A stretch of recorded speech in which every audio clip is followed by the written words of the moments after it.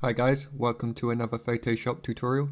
Today we're going to be looking at how to make a fur brush and use it to create some cool looking furry text.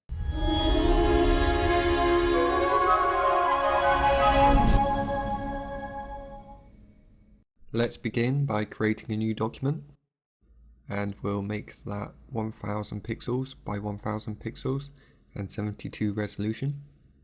We can rename the document to custom fur brush and then press the OK button. Next, we'll make sure we have the brush tool selected and we'll choose a brush type.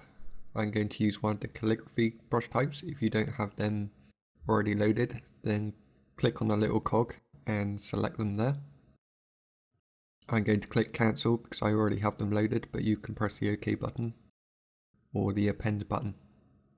Right now we can begin painting on the canvas, and I'm going to rotate the tip so it's coming in from a different angle.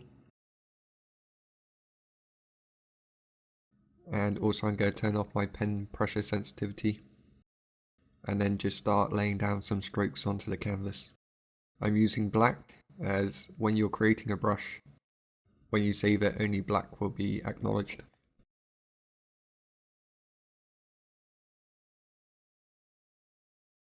Okay, so I'm just laying down some strokes on the canvas.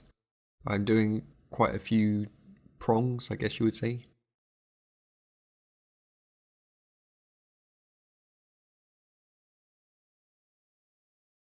And just having a large area in the middle, varying the line weight a bit, anything to make it look or represent some fur. And just go do lots of offshoots, kind of makes it look like some kind of weird insect. And just keep adding lots of little strokes there. It's quite random, you don't have to, stick to anything in particular. Just as long as you have quite a large thick middle part to show some variation when you're creating brush strokes with this custom brush. You want there to be quite a bit of variation, non-uniform look.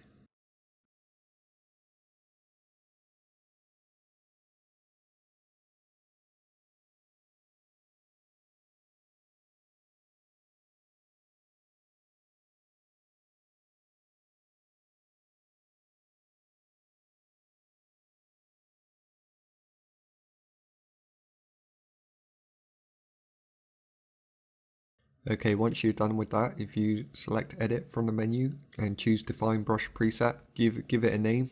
You can call it custom fur brush. I already made a couple in the past, so I'm going to put a number on the end of mine. And then you'll see you have a new brush, which represents what we put down. So I'm going to demonstrate this brush. Now at the moment, it's not really working out quite so well as a fur brush, it's too uniform. So we'll go up to the brush options and select shape dynamics. And then we'll turn up the size jitter to 100%. And then if I show you again, demonstrate, you can see it's looking a bit better. It's not perfect yet.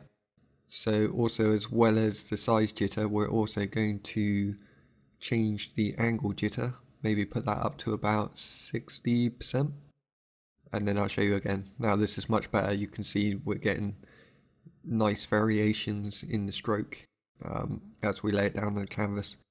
And this can be used not only for just fur, but also for grass and all sorts of stuff where you need some kind of differences in detail and stuff like that.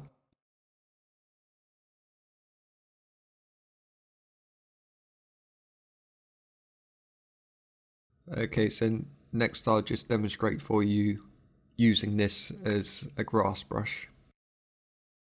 Grab a green colour there.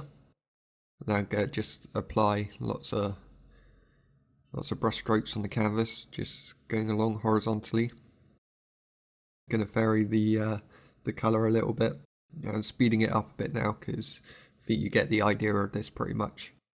And just making the grass get darker as we go down. And you can see some variation there. Then I'm adding some pen pressure. I'm using a tablet, so it's always good to use a tablet for this.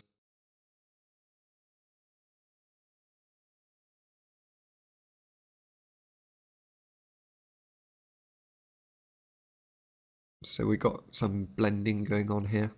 So we're blending the grass. You can see some nice variations in shadows and lights and darks and all sorts.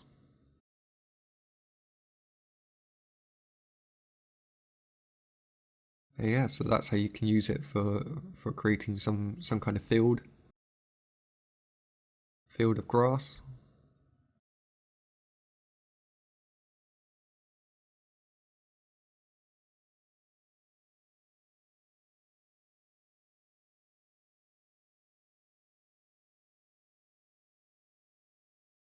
Okay, next I'm going to open a background image which I found online. I'll put a link. This isn't one of my images, this is one I found on DeviantArt, and I'll link you to the person that made this and credit them down below under the YouTube video.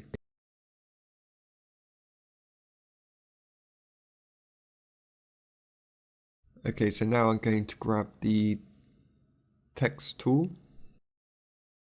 and I'm going to begin typing in the word fur.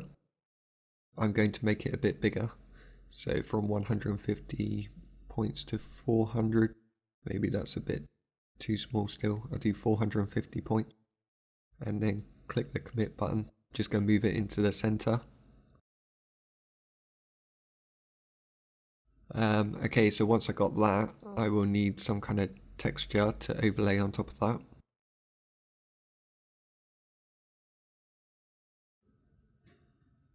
I'm just going to show you what font I use for this. So there's the font I use there. I'm going to go to File, Place Embedded, and select Fur. I'll give you a link to that underneath the YouTube video. Okay, so I'm just going to place down this fur texture. And then I'm going to make sure it's in the right place. Go to text, I'm going to click on the text and that'll give me a selection. And then I'm going to create a mask on the texture layer so that the texture only appears inside the selection.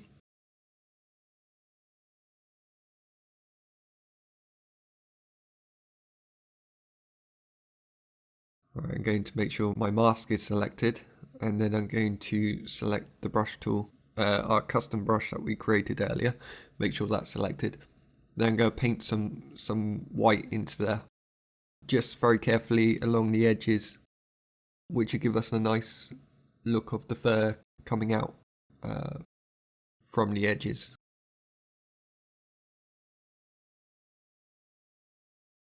So all around the corner and around the top. So we're basically painting on the mask with the white colour.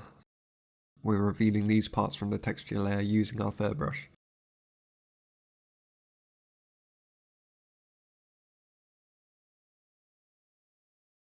So carry on down the bottom until the whole letter is completed.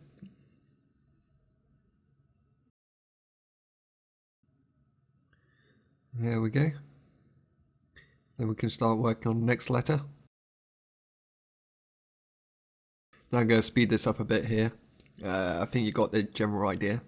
So I'm just going to whiz through this. Just go through the entire letter till you get to the end.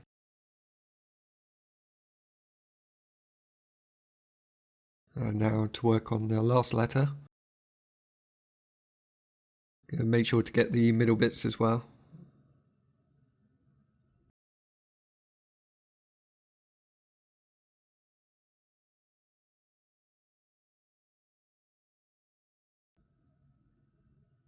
I will zoom out a bit and you can see the whole thing. So we've now got some furry looking text. I'm just going to clean up some parts.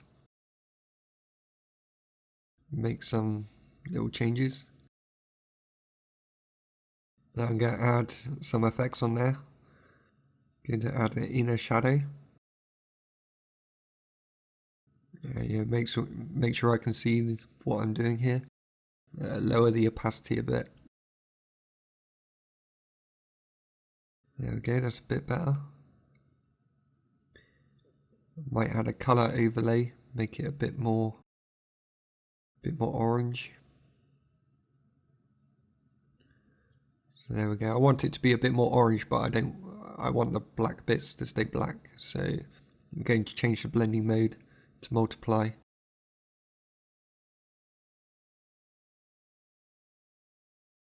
That's a bit better. Can have a look at the without the preview. There we go. Yeah, I like that. Okay, press the OK button. And then we're done here. So once again, thanks for watching, guys. I hope it's been useful for you. I look forward to seeing you again soon. If you've enjoyed this, then please leave a comment or subscribe. Thank you very much. See you next time. Bye bye.